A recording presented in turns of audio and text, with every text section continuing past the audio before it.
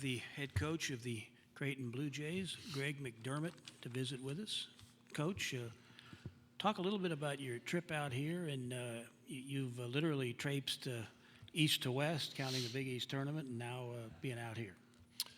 Well, obviously we're excited to be back in the tournament after a couple years of not making it, and feel pretty good about coming off the Big East tournament where we, the first two rounds we were able to beat a couple teams in Providence and Xavier, who were both in the tournament, before losing to Villanova in the final. So really proud of this team and kind of how they've come together in some tough circumstances and continue to play better basketball as the season has worn on.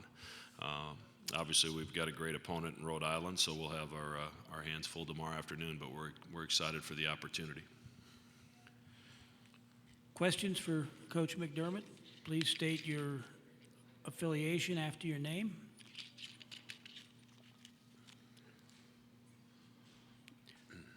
Greg, I'll ask one. When you look back on that Big East tournament, that's arguably one of the toughest tournaments there are in college basketball, and you did, as you mentioned, get through a couple of rounds. How does that caliber of competition prepare any team really for the NCAA tournament? Well, I think playing the quality of schedule that we've played really all season long, when you're playing in a league where 7 of your 10 teams are in the NCAA tournament, there aren't a lot of nights off. So you have to prepare yourself to play every game, and certainly in the Big East tournament, that's the case as well. And the environment at Madison Square Garden was incredible. A sold-out championship game on a Saturday night in New York City at the Garden is as good as it gets.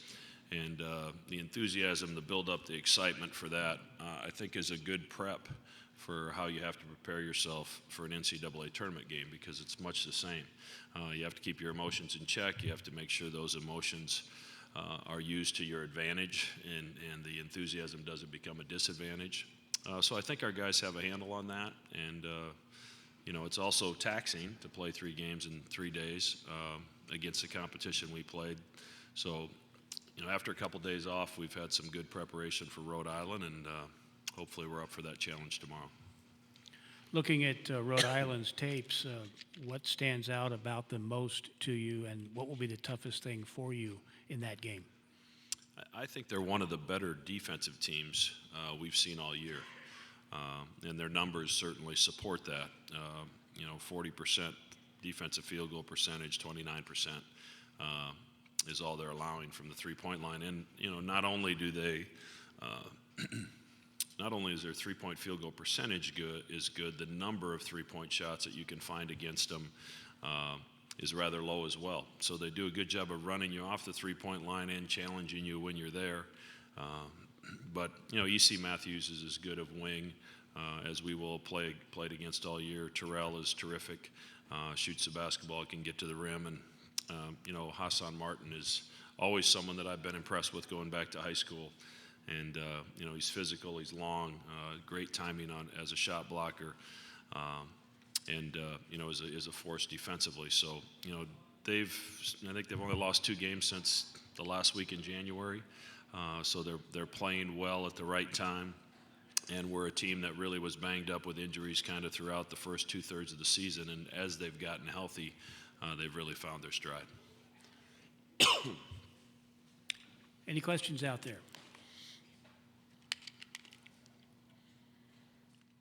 Okay, Coach, we'll let you off easy. Good luck tomorrow.